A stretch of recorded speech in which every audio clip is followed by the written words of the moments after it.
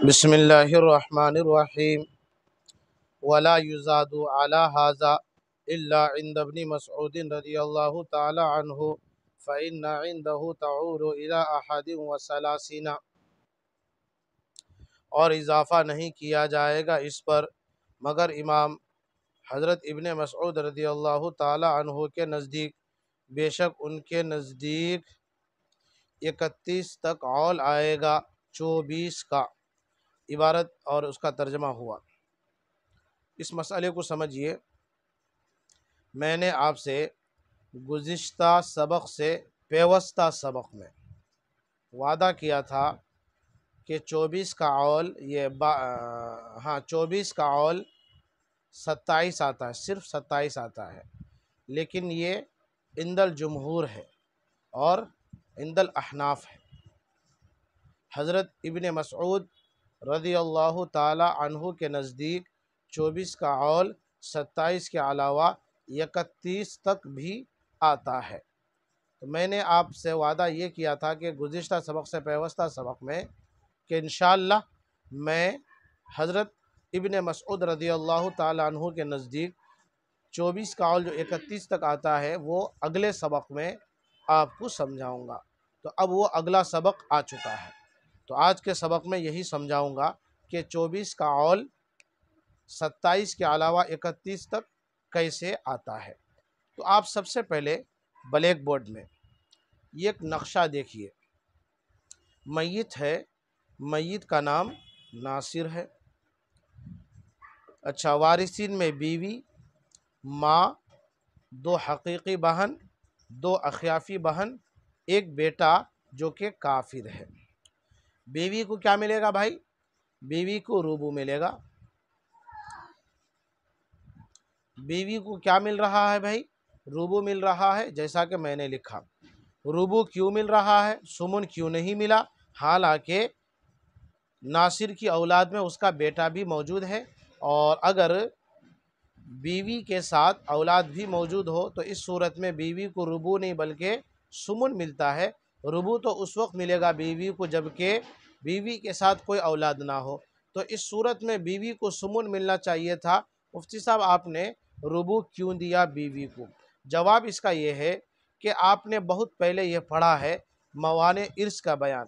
تو موانع ارث میں یہ سمجھایا گیا تھا کہ اگر بیٹا یا وارثین میں سے کوئی بھی وارث کافر ہو تو وہ وارث ہونے کے باوجود موانع ارث میں سے کسی سبب کے پائے جانے کی وجہ سے محروم ہوگا۔ یہاں پر بیٹا محروم ہے چونکہ وہ کافر ہے، اور آگے گزشتہ سبقوں میں آپ کو یہ بھی بتلایا گیا تھا کہ جو خود محروم ہوگا تو وہ دوسرے کے لیے حاجب حرمان یا حاجب نقصان نہیں بنے گا، یعنی کلیہ مال سے بھی محروم کرنے والا نہیں بنے گا یا بعضیہ مال سے بھی محروم کرنے والا نہیں بنے گا۔ تو یہاں پر جو ناصر کا بیٹا ہے جو کہ کافر ہے، یہ خود محروم ہو رہا ہے۔ اب یہ خود جو محروم ہو رہا ہے تو اس کو اس طرح سمجھا جائے گا کہ یہ بیٹا کل عدم ہے، یہ بیٹا ہے ہی نہیں۔ تو جب یہ بیٹا ہے ہی نہیں تو لہٰذا بیوی کو ربع ہی ملے گا، سمن نہیں ملے گا۔ یہ عند الجمہور والاحناف ہے، اس لیے بیوی کو ربع دیا گیا۔ ماں کو سدس دیا گیا۔ کیوں ماں کو سدس دیا گیا؟ اس لیے کہ متعدد بہنیں ہیں۔ 2 حقیقی بہن کو ثلثان دیا گیا اور 2 اخیافی بہن کو ثلث دیا ہے۔ اب مسئلے کی تخریج ہوئی ہے 12 سے، تو مسئلے کی جو تخریج 12 سے ہوئی ہے تو 12 کا ربع 3 آتا ہے، بیوی کو ہم نے دے دیا۔ 12 کا سدس 2 آتا ہے، وہ ہم نے ماں کو دے دیا۔ 12 کا ثلثان 8 آتا ہے، وہ ہم نے 2 حقیقی بہن کو دے دیا، اور 12 کا ثلث وہ 4 آتا ہے، وہ ہم نے 2 اخیافی بہن کو دے دیا۔ ایک بار ٹوٹل کرتے ہیں، گنتے ہیں۔ 8 اور 2 ثلثان اور سدس، 8 اور 2 کتنے ہوئے؟ 10۔ 10 اور 4 کتنے ہوئے؟ جو کہ ثلث کے نیچے ہے 14۔ اچھا، 14 اور 3 جو کہ ربع کے نیچے، وہ کتنے ہوئے؟ 17۔ تو مسئلے کی تخریج 12 سے ہوئی، میں نے وہ دے دیا۔ اب یہ مسئلہ عائلہ ہوا اور اس مسئلے کا عول کتنا آیا؟ 17۔ تو 12 کا عول 17 تک بھی آتا ہے، لہٰذا 12 کا عول 17 آیا۔ یہ مسئلہ عند الجمہور والاحناف ہے کہ 12 کا عول 17 آتا ہے۔ یہ مسئلہ بالکل ٹھیک ٹھاک ہے، کہیں کوئی دقت نہیں ہے۔ اب ایک دوسرا مسئلہ آپ سمجھیے۔ دوسرا مسئلہ میت ہے، میت کا نام ناصر ہے، اور اس میت کے اوپر میں نے لکھ دیا اندہ ابن مسعود رضی اللہ تعالی عنہ، بیوی ہے اور بیوی کو سمن ملا ہے، بیوی کو سمن ملا ہے، اس کے بعد ماں ہے، ماں کو سدس ملا ہے، اس کے بعد دو حقیقی بہن ہے، سلوسان ملا ہے، دو اخیافی بہن ہے، سلوس ملا ہے، اس کے بعد بیٹا ہے جو کہ کافر ہے، تو بیٹا محروم ہے، ٹھیک ہے بھائی، بیٹا محروم ہے۔ اب بیوی کو سمن دیا گیا حضرت ابن مسعود رضی اللہ تعالی عنہ کے نزدیک، حالانکہ اسی مسئلے میں عند الجمہور والاحناف بیوی کو سمن نہیں بلکہ ربو دیا گیا۔ کیوں بھائی بیوی کو ربو دیا گیا عند الجمہور والاحناف؟ تو عند الجمہور والاحناف مسئلہ یہ ہے کہ بیٹا کافر ہے، لہٰذا وہ کل عدم ہے، اس کا اعتبار ہی نہیں، اس لیے بیوی کو ربو ہی دیا جائے گا۔ ابن مسعود رضی اللہ تعالیٰ عنہ کا مسئلہ یہ ہے کہ بیٹا کافر ہے، خود تو محروم ہے، البتہ یہ خود محروم ہونے والا دوسرے وارث کے لیے حاجب نقصان بنے گا۔ اب بیوی کو ربن ملنا چاہیے تھا، چونکہ بیٹا کافر ہے، عند الجمہور بیٹا کل عدم ہے، لیکن ابن مسعود کے نزدیک بیٹا کافر ہونے کے باوجود وہ کل عدم نہیں سمجھا جائے گا، خود تو محروم ہوگا لیکن وہ بیٹا دوسرے کے لیے حاجب نقصان بنے گا۔ حاجب نقصان کہتے ہیں زیادہ حصے سے کم حصے کی طرف منتقل کر دینا۔ بیوی کا زیادہ حصہ ربو تھا، جیسا کہ عند الجمہور مسئلہ میں دیا گیا ربو، لیکن ابن مسعود کے نزدیک بیٹا حاجب نقصان بنے گا، تو ربو سے اس کا نقصان کر کے سمن کی طرف لے آیا، بیوی کا نقصان ہو گیا ربو سے سمن کی طرف۔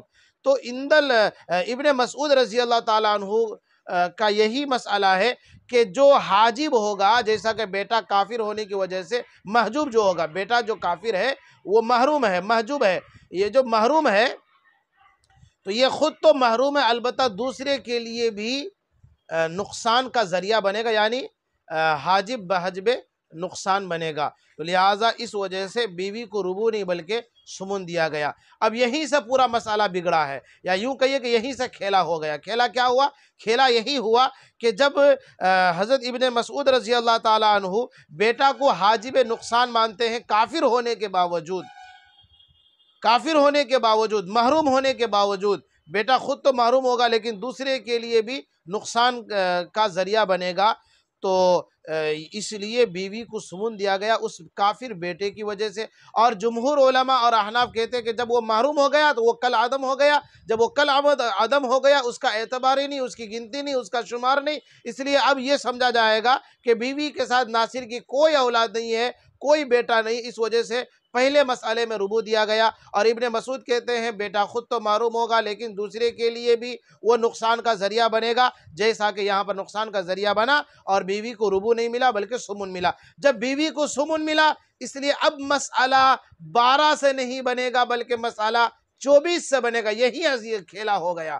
اگر بیوی کو ربو ملتا تو پھر مسئلہ 12 سے بنتا، 12 سے بنتا تو اگر وہ مسئلہ اس کا عول نکلتا، مسئلہ عائلہ بنتا تو وہ 17 تک جاتا، لیکن چونکہ بیوی کو ربو نہیں بلکہ سمن ملا ہے، جب سمن ملا ہے تو مسئلہ 24 سے بنا۔ جب مسئلہ 24 سے بنا، اب یہ جب مسئلہ عائلہ بنے گا تو آپ گن کر کے دیکھ لیجئے کہ کل کتنے ہو جاتے ہیں۔